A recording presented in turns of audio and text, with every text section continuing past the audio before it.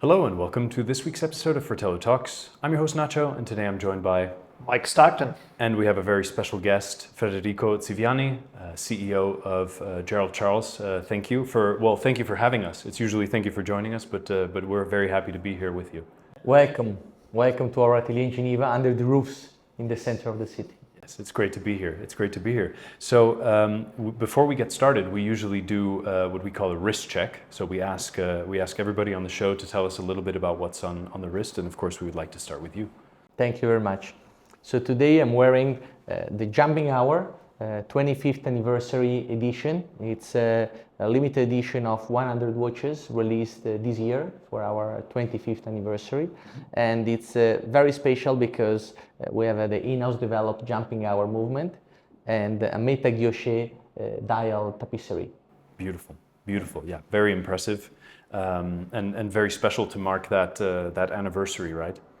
It's impressive how 25 years went so fast. For sure. Yeah.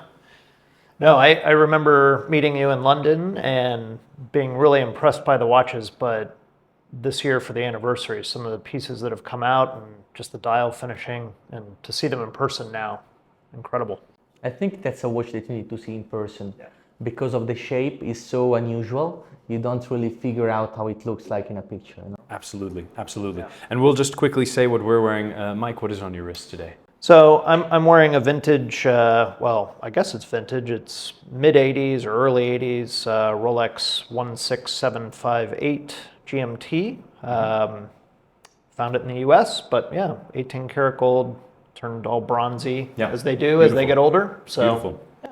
Very nice. Yeah, and speaking of vintage, I'm wearing a vintage Omega Genève from 1974 with a TV dial on a bit of a Fixoflex stretchy bracelet. Perfect for a warm day like today. I see a common vintage feeling on our wrist. Yeah, for sure. I think vintage is always nice, and yeah. So let's get a little bit into your background. I think we would love to hear a little bit about your background in watches and a little bit about your personal story. Sure. I was born and raised in the watch industry. My father, Franco, he founded Audemars Piguet Italian subsidiary in the 90s. And in 1995, I was born. So I witnessed the growth of that great brand, Audemars Piguet, that grew in the last years. And my father stayed there until 3 years ago, meaning that when Gerald Charles was founded, I was 25 years ago. I was just a baby. Right. So my background is international. I'm originally Italian, born in Milan, but I then moved to London, where I left, and I still have half of my soul because I studied there at university, and I went into something very different from watchmaking, which is computer science. Okay. I was coding, programming, and I was working at a certain point in IT. Mm-hmm. But watches have always been my passion. And I have to say thank you to my father that never forced me to get into the watch business. And every time I was trying to ask him, shall I do it? He was telling me, no, do something else. Until summer, I came back to Switzerland, and I knew about Gerald Charles. I used to meet Gérald Genta. I spent some time with him when I was young, because of the friendly relationship that there was between my dad and him. And I was saying, why are we not using our creativity to develop this brand? The last brand of the Picasso of watches, Gerald Charles Genta, deserves more than just bespoke pieces that they used to make. And myself, I had the vision to make a perfect watch, which for me needs to be elegant with a certain vintage feeling, for me, yes, but comfortable and easy to wear. And this was the beginning of the story. Excellent. And what did those first footsteps look like for you into the Gerald Charles brand? It was very natural. If I look back now, I would say I was young and crazy to take on such a challenging adventure. But it was really the passion that drove me. I wanted to, starting from the museum, because we have a museum here, I will take you through later, with vintage watches made for Gerald Charles by Genta when he was alive. And I said, why don't we make it slimmer, more performing, more ergonomic, waterproof? We keep this elegant feeling, this asymmetric case, which is iconic, but we bring it forward. So I started, usually when you make businesses, you start to address your needs first. No? And I addressed my need to have a watch with certain specs, and this step by step evolved into what it is today. So we were 3 people at the time, we're now 40. We had 0 point of sales, just our headquarters, and now we have 110 doors across America, Europe, Middle East, and Asia. Wow. And still growing. So we used to make less than 100 watches per year. Now we're at 1,500. Wonderful. And tell us a little bit about that legacy, the legacy of Gérald Genta. I mean, he's, I think, one of the best known names in watch design. And what was that like stepping into this, probably this final project that he had? Was there, did you feel pressure? Did you, because you knew him, was it a little bit more of a natural flow into it? Or what was that like? I didn't feel that pressure. I was young and full of passion and ideas. I just felt the responsibility to do well, but I like to, and when I make something, for example, the production department knows it very well. I always get into details of every product, and I'm very precise, very particular, and until I'm fully happy about the comfort, about the design, about the thickness we achieved, the product doesn't go live. So I have this very specific mindset. I already put the pressure on myself to do well, so no extra pressure was needed. Excellent, excellent.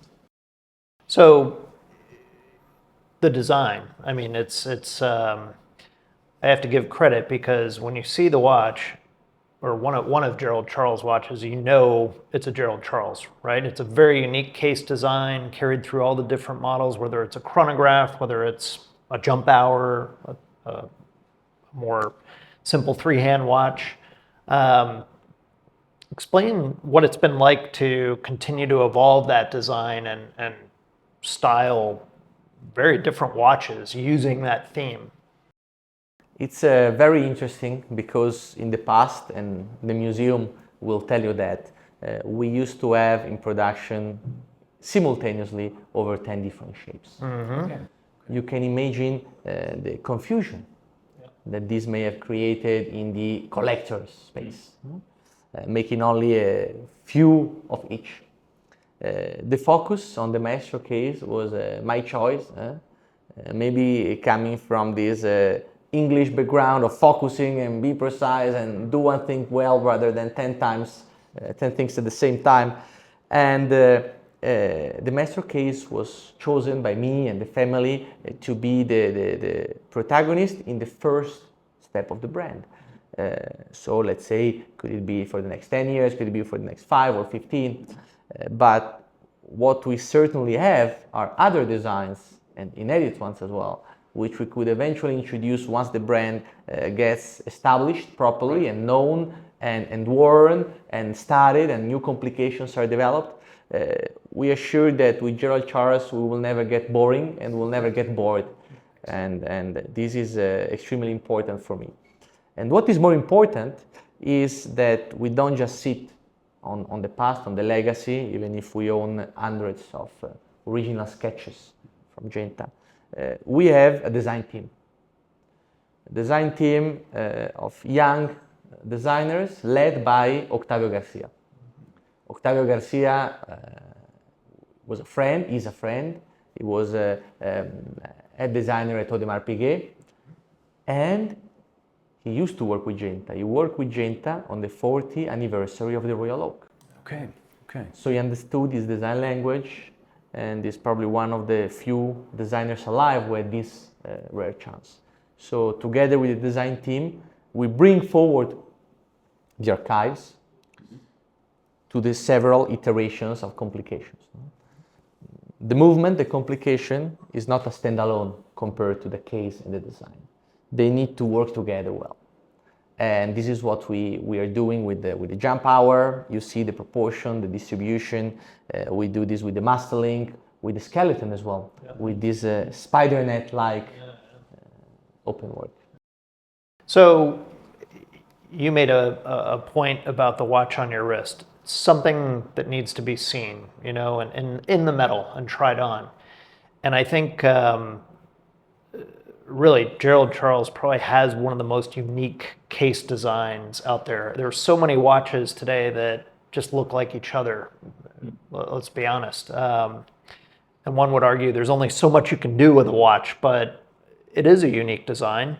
Okay, some people when they see it don't know what to say, but I've found trying on the watches, it's a whole different world compared to seeing them, in a picture, laying there. How do you get more people to try the watches on? Because I personally think wearing is believing on these pieces. I'm with you, 100%. And the answer stays also in this podcast, for sure. Talking about the brand, letting people know and think about it helps a lot to drive collectors to try the watch. We have a strong distribution network now with over 15 doors in the US only and 110 doors globally. So there is a way to try it. It's pretty easy to reach out. And I think nobody's running after us. I think it's a marathon, it's not a sprint. That I always tell to my team. We know where we want to go. We know we'll get there. I'm young, I'm 30, I have all the time. But I want to build it step by step. We don't want to rush because the 1,500 watches that we make today, they are sold, they are acquired every year by 1,500 collectors. And the production will grow, but slowly, and eventually thanks to complications. So we need to talk more about it, try it more, and every collector that buys a watch for us is also our ambassador. For me, it's so important that who buys Gerald Charles, and then we get back to the comfortable stuff. Who buys Gerald Charles, wears it, doesn't place it in the safe. Yeah. So our number one objective is to make it a wearable, comfortable, ergonomic, waterproof, shockproof, sporty, elegant that you can wear dress up, dress down. So the pictures really don't give justice to the watch. You also said an important thing is to spread the word, right? And another way that you do this is with ambassadors. And like you said, it's about being active and wearing your watches. And what sort of more active way than to play tennis? So there is this link with the tennis world and Gerald Charles. Is that something that came out of an interest that you had for tennis? Is it something that's always been there, or how did that come about? Absolutely, it's like that. I'm a big fan of tennis. I play tennis since I was young, and I find it a great sport because it's strategic. You need to be strategic, but it's also very active. You burn calories. You really do some cardio for sure. Huh? So after sitting at school or sitting at the office, to move for 1 hour on a tennis court cleans up your mind and your body. And this connected to a need that we had to make the brand more known.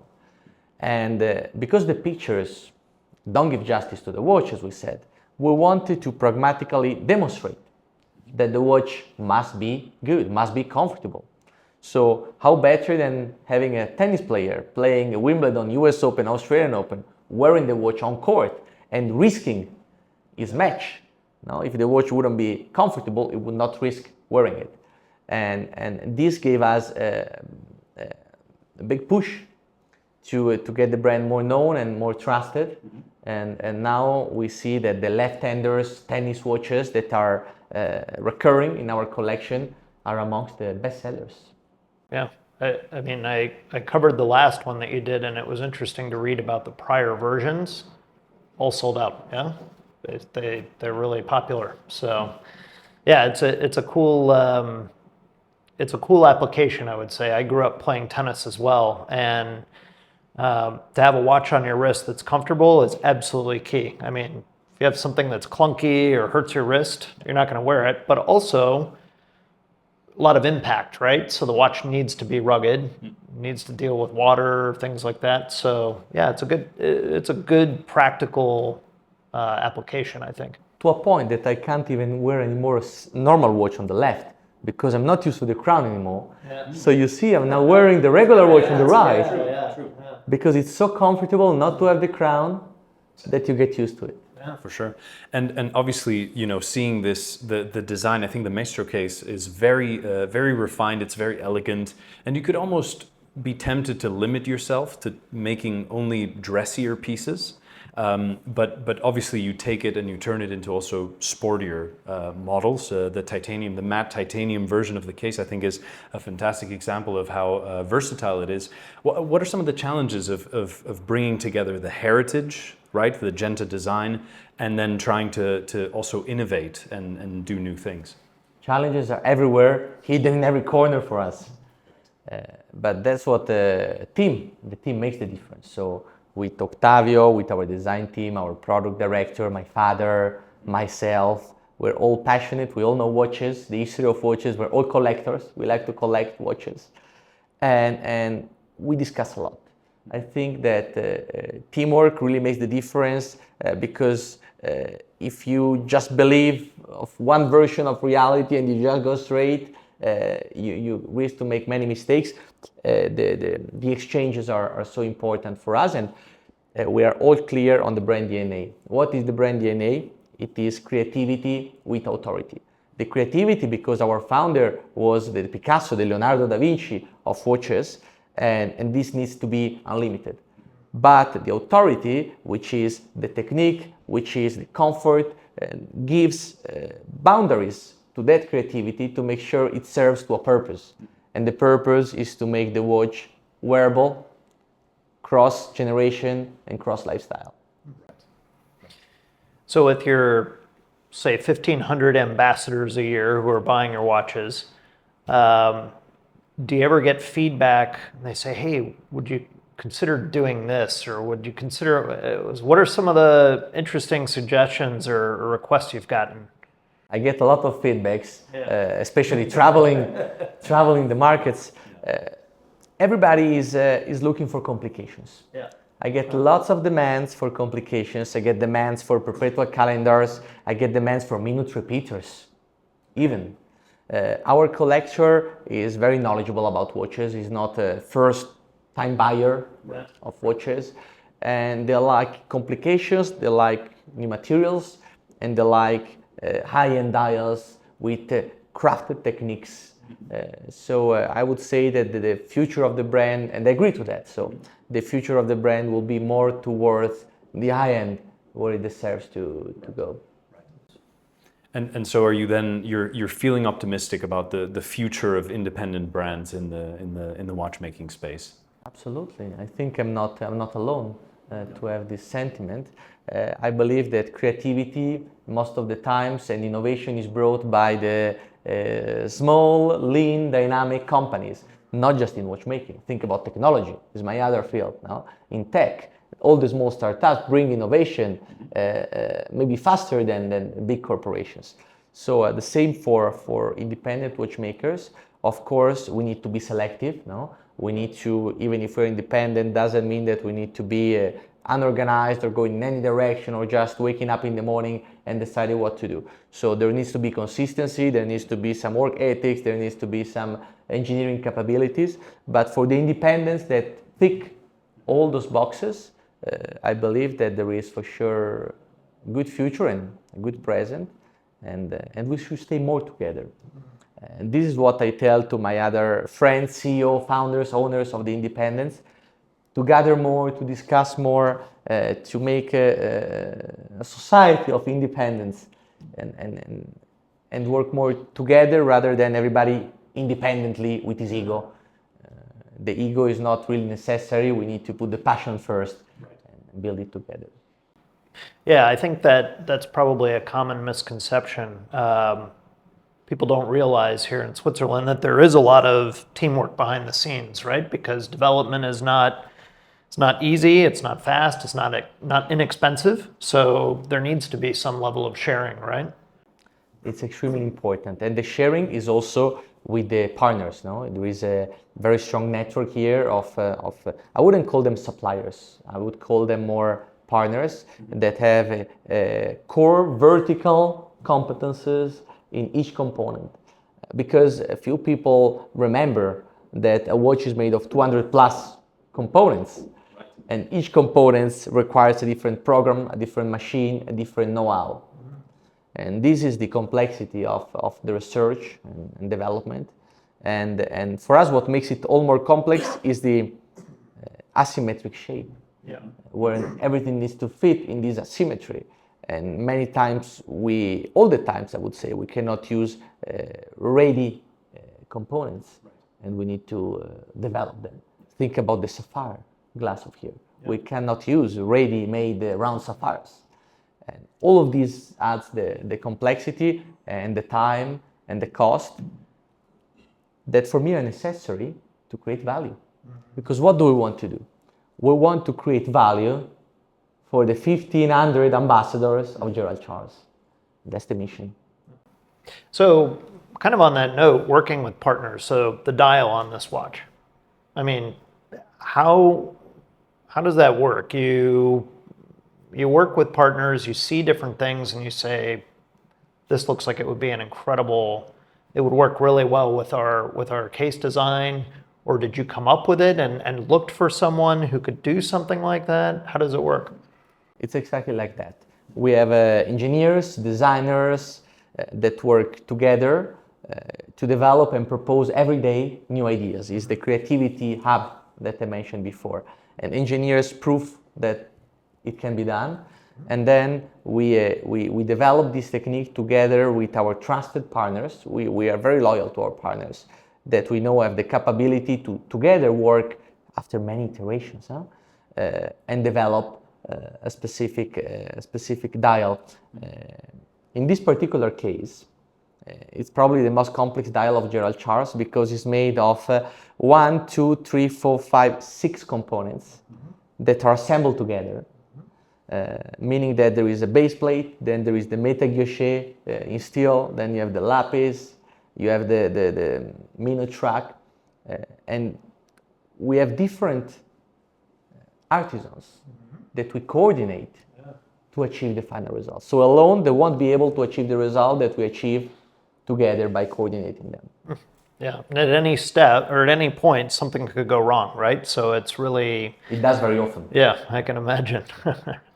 You need it to be a harmonious process, right? It's a lot of moving parts, like an orchestra, right? You have everybody's doing their own thing independently, but at the same time, it all has to come together and have like a final result that sounds good. And the brand is the director of the orchestra. That's the added value to the brand. Wonderful, wonderful. Could you give us any, even if it's nothing specific, but a little bit of an inkling of some future plans that you might have for what some of our audience could get excited about?